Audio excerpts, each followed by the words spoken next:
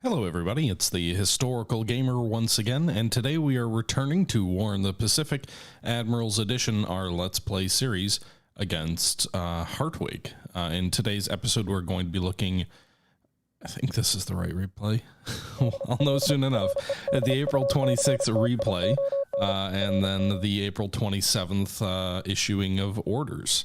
So you can see here this turn is... No... Pretty sure it's the right one, Flying Scotsman. So it's starting off with a Japanese submarine firing some torpedoes at our AVD. Let me just double check something real quick. All right, so we started off with the Japanese firing some torpedoes at a destroyer tender of ours. Didn't do any damage. And we did get some counterattack hits in on the Japanese depth with some depth charges. Meanwhile, a Dutch submarine of ours is wasting torpedoes on some Japanese patrol boats and didn't hit them. And now they at least they avoided the counterattack there.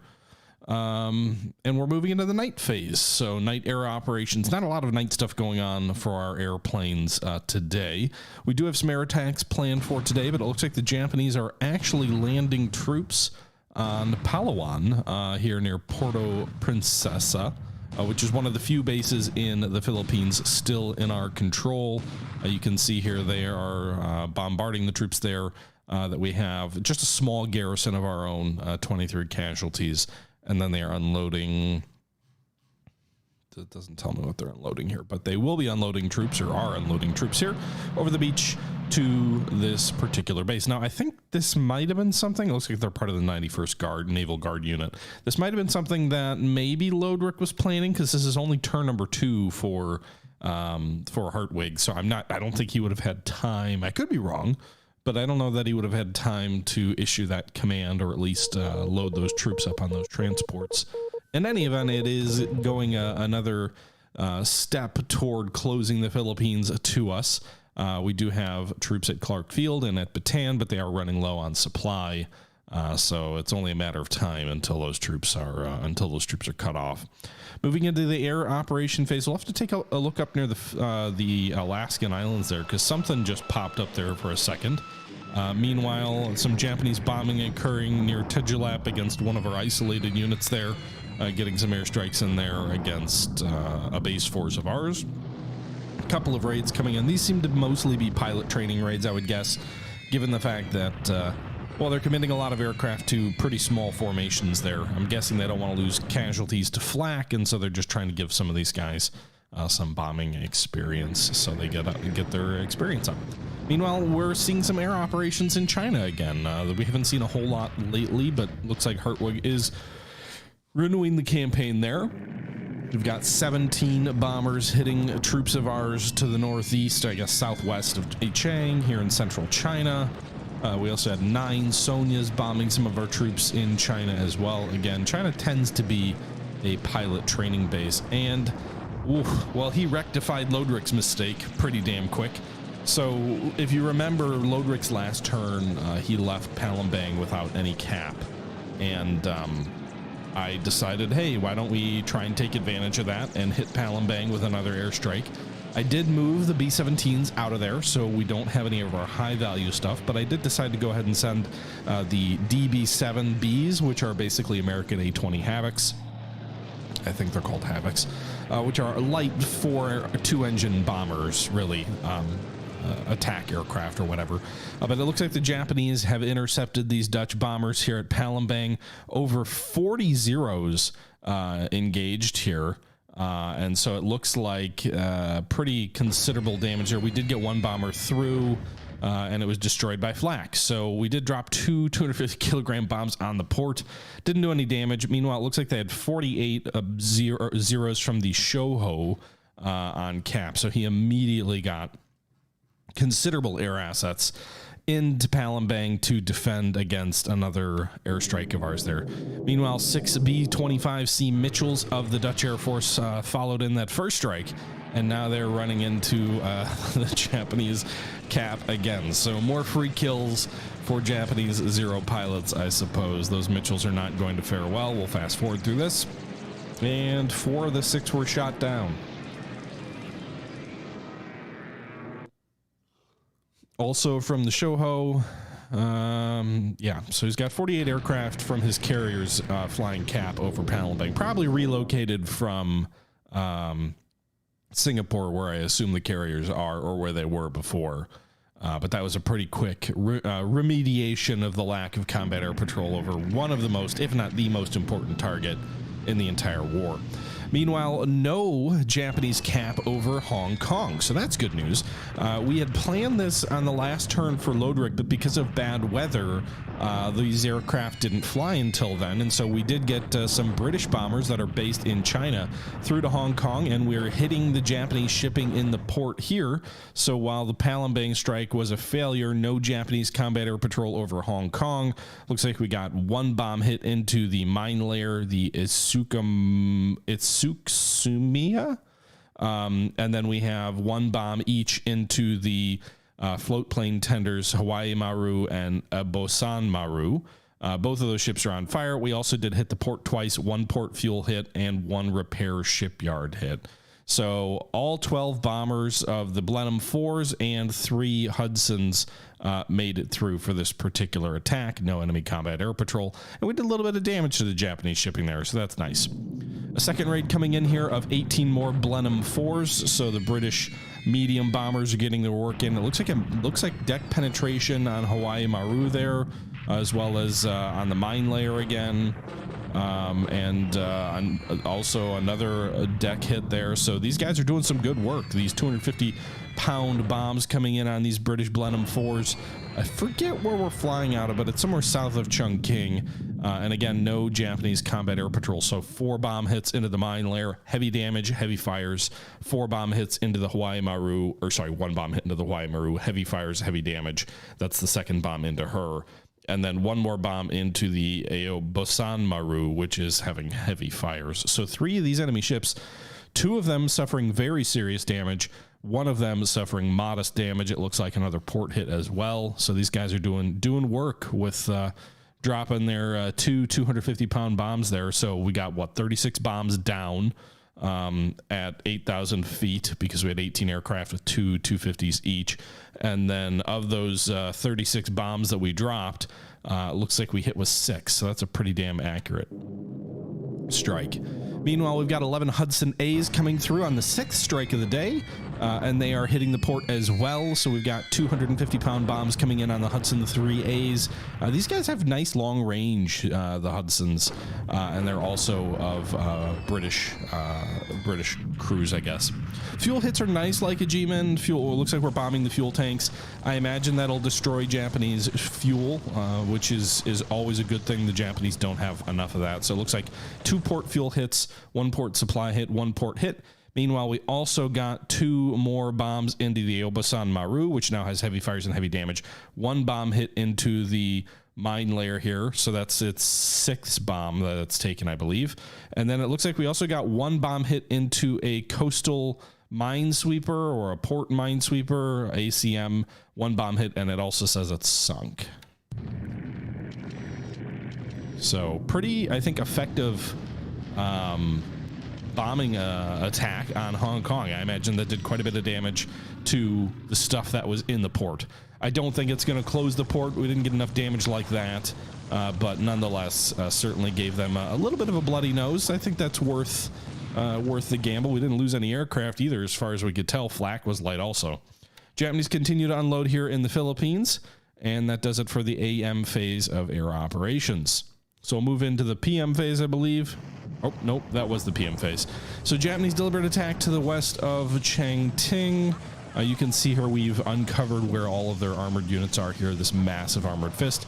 A fair bit to the east of Cyan. It'll be interesting to see if he reverses course and pushes on Cyan, which the Japanese had abandoned under Lodrick. That had been a major push by Lieutenant Rainbow Slash, which we thwarted, and then Lodrick kind of looked like he was pulling back to maybe a central location. Now he's lashing out against some troops which tried to cross a river to get behind him. But it'll be, again, interesting to see where he puts this massive armored thrust moving forward. With that being said, those 2 units were damaged. One of them was actually destroyed. One of our units was destroyed. 5,000 casualties, 280 squads, 157 non-combatants, 8 engineers, 55 guns, and the Japanese lost nothing. So, but the good thing is actually with the unit being destroyed, we can reform it at Chungking, so I'm not too worried about that. The intent was to just discover what was there, and we were willing to lose those already greatly depleted units. Meanwhile, he is instantly starting bombardments at Batavia, which is sort of our last bastion on Java here, and he's launching a bombardment attack on the troops there. No air attack, so that didn't stop us from building more forts, but a bombardment will slow us and will chew up supplies and things like that. Japanese lose 7 casualties in the bombardment. The defenders under yours truly lose 69 casualties, 3 infantry squads destroyed, so their bombardment was pretty effective, damaging us somewhat severely. Japanese bombardment attack at Clark Field as well. Looks like they only have 2 divisions there, still the 2 divisions we bloodied. Those divisions are still not at full strength. They're at least 70 squads down each, with their combat values down in the 350s, although they're still strong units here. And so if we go ahead and we fast forward here, we can see this bombardment did not favor the Japanese at all. We managed to lose no casualties. They lost 6 and 1 squad disabled. The bad thing is we don't really have supply to engage in these kind of operations, and so this isn't going to be good news for us in the long run. But he is getting more active in the Philippines than the previous individuals were. Meanwhile, Sean Mack, thank you for the resub there. Appreciate the support at 20 months now. Terja, 439, thank you for the resub, 4 months now. And Halcyon Strat, thank you for the resub, 23 months now. Just a month away, Halcyon, from a 2-year subscription. Appreciate the support. Really helps me out a lot, guys, so I definitely appreciate the continued support. And now you can jump on that hype train. Meanwhile, we expanded the airfield at Colombo. It looks to size 5. Some Russian airbase expanded fortifications to size 5. And a couple other fortifications were expanded. Vladivostok to 6 for the port. Not that any of that matters. What was the terms for the pickup? For the pickup? Besides supply?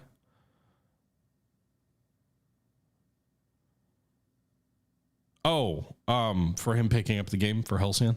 So, I mean, first off, just to be frank, I haven't given Halcyon the supplies yet. He has not asked for them yet. I think he's still, or not Halcyon. Oh my goodness. I haven't given Hartwig the supplies yet. He's still trying to figure out where it would make the most sense for them to be. So I don't know if, I wouldn't say that the supplies were a term for him agreeing to join. Like, he was interested without the supply. I offered it sort of as a goodwill gesture. And I think he was appreciative of that, but I wouldn't say he joined because we were giving them supply. But we'll see where those get added. They haven't been added yet.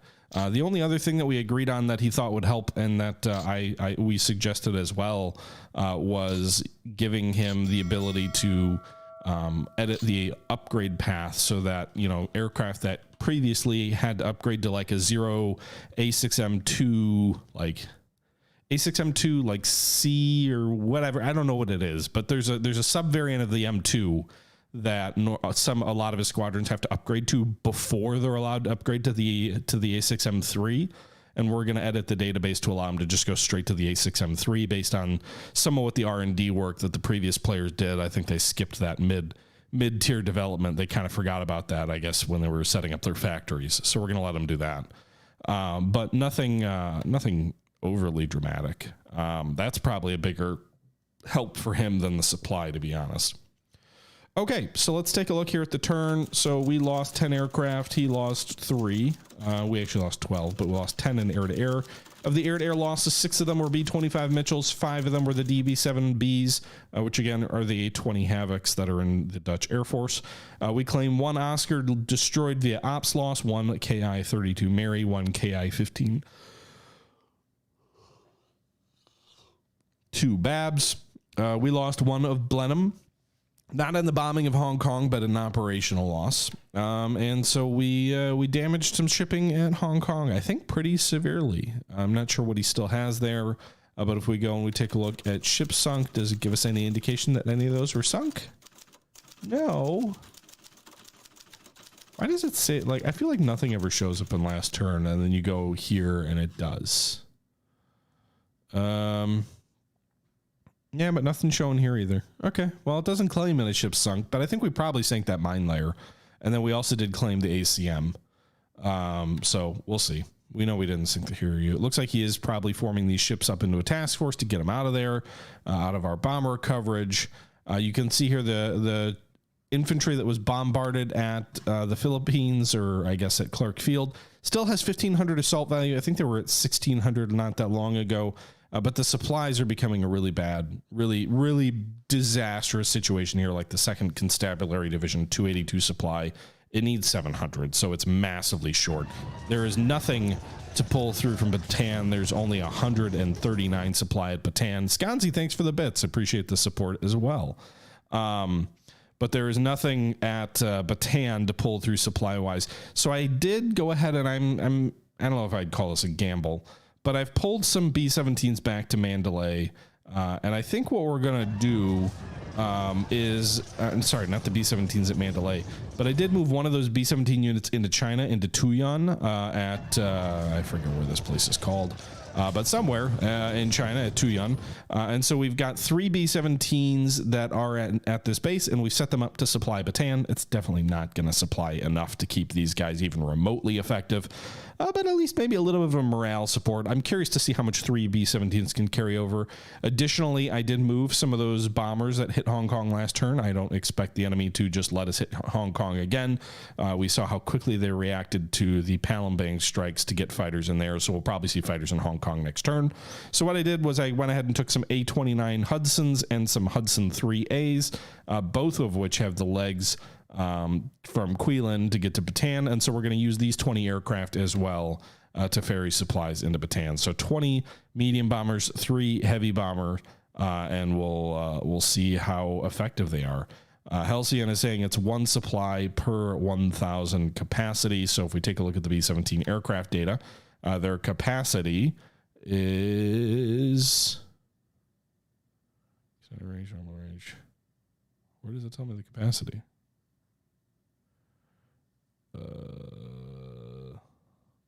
Do I have to go into the database? I might have to go into the database.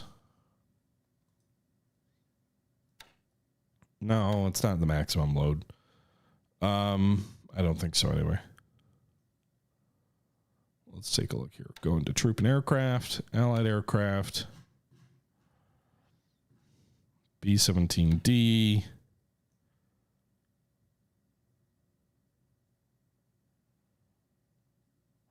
Where is probably load 6,800. So that 6,800, if you're saying 1 supply is 1,000 capacity. So that would be 6 point, I don't know if they round up or if they don't round at all, but it would either be 6 or 7 supply points per B-17. So if we assume on the low end it's 6, then 3 B-17s flying gives us, what, 18 supply, which is a pittance. Now, we do have the 20 Hudson 3As going in there as well. So if we go ahead and check out, or 15 Hudson 3As going in there as well. So if we check those guys out, their load is 1,400, so that'll only be 1. So that'll be another 15 supply from them. And then we've also got the 5 A20 whatevers. So if we go there, A20, where are you at? A29A, I think, Hudson, which should be another 1,400, so that's another point. So essentially we get 20 supply points from the aircraft in the British Air Force in China that are flying to Bataan, and then we get 18 supply from the B-17s in China.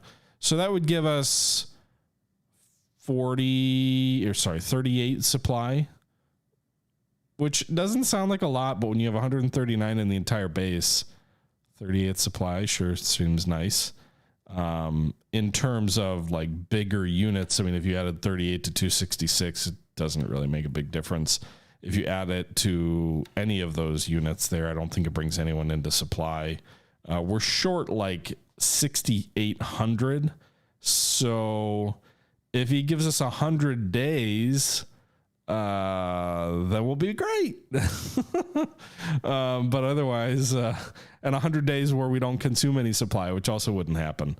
So we're kind of screwed. But, you know, maybe it'll help keep one unit shooting for a few more days. I don't know. In any event, that's what we're doing there. Our attack at Palembang resulted in disastrous losses for our light Dutch bombers, our medium Dutch bombers. Tan X Duck, by the way, thank you for the Prime sub. I appreciate the support as well. Thanks. We've got a level 2 hype train going, although it looks like it's about to end. But yeah, you can see these bomber squadrons are wiped out in their attacks. So we've got one DB7 that's being repaired. We've got no Mitchells currently ready. Now we do have 12 in the pool of the A2020s. So we could bring those in and get those aircraft serviceable and replenish our losses. We have 5 Mitchells, so we could replenish some of our losses there. I'm thinking it might make more sense to withdraw these air groups, and so then they show back up in like 60 or 90 days, and since Batavia will fall, they will probably show up, I believe, at Mombasa if we do that. So that might be the better route to go. But at least the supply situation in Batavia is nice. So like the aircraft losses were bad, but we still have 44,000 supplies here. We're working on level 5 forts. We're never going to get there, but we do have level 4 forts. And so for the moment anyway, we have sufficient supply there until the battleships come knocking. No indication of any changes for the carrier battle group, which had been at Singapore. Shoho obviously put its fighters into Palembang, but other than that, no real indication of bad guys moving toward us. It does look like they have upped the number of bombers and fighters at Singapore to 223 bombers and 94 fighters. The Dutch do get replacement aircraft, Sean Mack.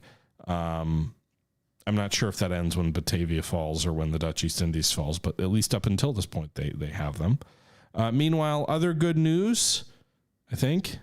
Yay, Repulse is done. Repulse is finished repairing. So we've got the battle cruiser Repulse back and ready for action. She is out of the dry docks and ready to go. So that's good news. Also, it does free up a considerable amount of space or capacity at our shipyard, dropping it below the 80,000 max capacity limit. It doesn't really help Prince of Wales, which is still 239 days away from being repaired.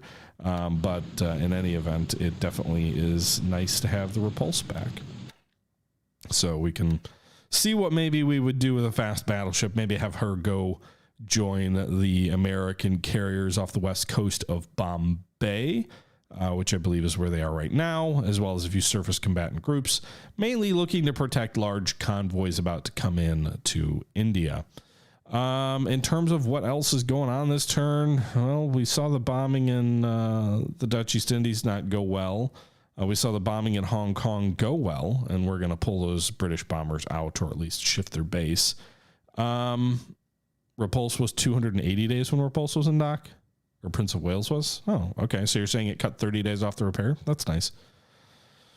Still, it's hard for me to get too excited about something that's 239 days away from a gaming perspective. We haven't even played 239 turns yet. Meanwhile, I have ordered recon on Savi. I don't know if they flew last turn. I'll have to take a look, but it didn't reveal any indication of enemy troops yet. So I don't know if that's good or bad. And we've got some shipping moving around Hawaii to pick up a couple of battalions and help us consolidate some forces. So I think that's a short turn, but I'm not sure I have a lot else for you guys. It was a pretty exciting turn over Hong Kong, I think, bombing-wise. But I'm not sure there's anything else with regards to this particular turn. We looked at all the shipping that was coming at the end of the last episode. So we might be good there. I don't think anything else dramatic is going to happen this turn. Now, we're not going to end the stream now. We are going to go ahead and resume and play some Attack at Dawn. But overall, I think that's probably it for War in the Pacific, unless any of you have any particular questions.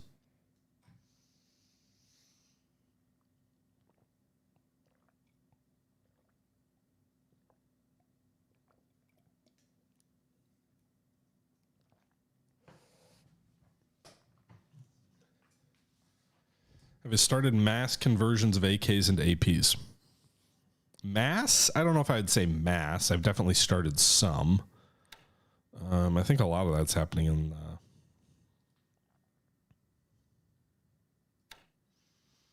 trying to remember where I did all that.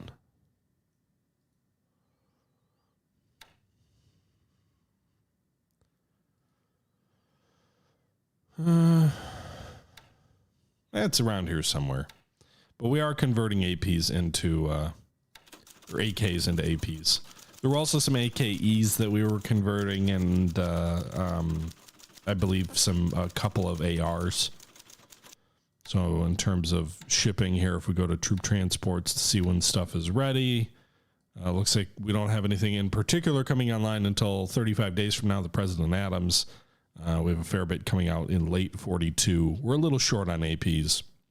But I think that's all I have for you guys today. Kind of a short turn, so sorry about that. Or at least a short episode, less than 30 minutes. I can't remember the last time we had one of those. That being said, we did have some like meaningful stuff that happened. You know, the air raid at Palembang obviously didn't go the way we wanted it to, but that was an event. And then the air raid at Hong Kong went the way we wanted it to, but still nonetheless a pretty short episode. Either way, though, hope you guys enjoyed the episode. Leave your thoughts down below. And until next time, this is the Historical Gamer saying thank you for watching, and I'm out.